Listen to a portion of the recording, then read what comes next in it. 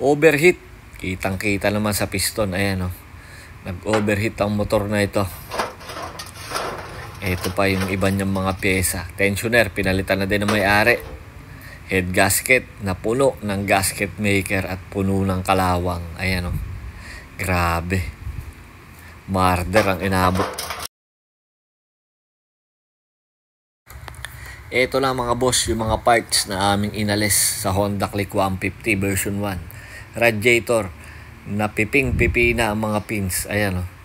May mga leak na rin yan dyan. Nagtatagas na sa mga pins. Siguro ay nabutas na. Kaya tumatagas na yung coolant. Ito yung kanyang piston.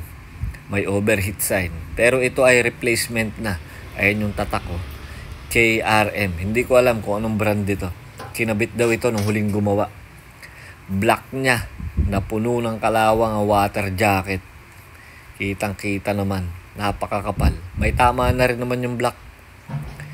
Nagpipiston slapping na siya dito sa mismong cylinder wall ng black. Kaya pinalitan na rin ito.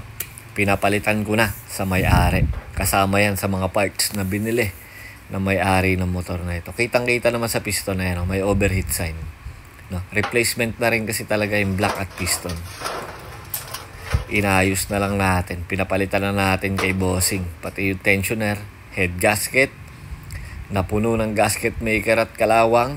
Ayan, di ko maintindihan kung bakit ganito yung gawa nung huling gumawa. Head cover gasket, pinapalitan na rin natin para siguradong hindi yan magtagas. At eto, ang pinakamalala dito, yung sigunyal na binugbog. Ayan o, yupi-yupi yung oil catch can ng sigunyal. Grabe.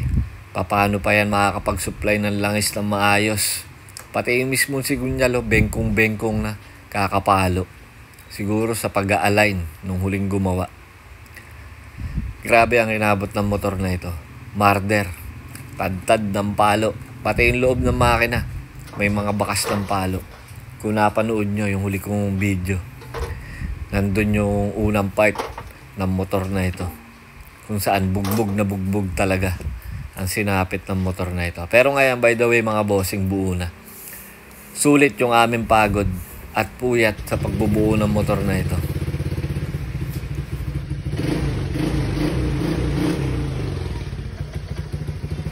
Ayan, umaandar na siya. Normal na normal. So, for break-in ito mga bossing. Pagka ganitong bago. Halos change all ang inabot nito. Ayan o. Pagkatapos namin linisin yung mga pyesa niya. As in, biak makina kasi to. Overhaul talaga ang inabot. Grabe ang kalawang ng loob. Grabe din yung sludge ng langis. Pero pinaputi namin yan. Ginawa namin parang bago. Pinagpuyatan ito ni Ben. Malinis lang yung makina. At eto na nga siya. Buong buo na. Pwede lang kuhanin ng may-ari. Final check-up na lang yung gagawin namin sa umaga. Para malaman yung cold start. Kung talagang fine na yung pagkakatono. 89,774. Click 150 version 1 mga boss. Nilagyan na rin namin ng gold bolts. Dahil wala kaming ordinaryong bolt para sa pipe. Ayan. Dahil kumakalampag yan. Pagka ikaw nagre-rev, pag pinatakbo mo na maingay. Ayan. Bagong radiator, bagong block set, bagong sigunyal. Halos change all. Napakalaki ng gastos ng customer natin dito sa motor na ito. Ayan. Medyo maingay lang yung pipe. Kalkal yata ito. Stock kalkal pipe. Ayun o. Click version 1. 150. So, pwede na itong kuhanin. Final check-up na lang sa umaga, mga boss. So, tomorrow morning, tanggap na ulit tayo ng walk-in. Normal days na ulit. Pasensya lang, no, sa mga medyo natatanggihan namin. At may mga kailangan lang talagang tapusin. So, kita-kits sa shop bukas, mga bossing. Ride safe po and God bless sa inyong lahat. Maraming salamat po.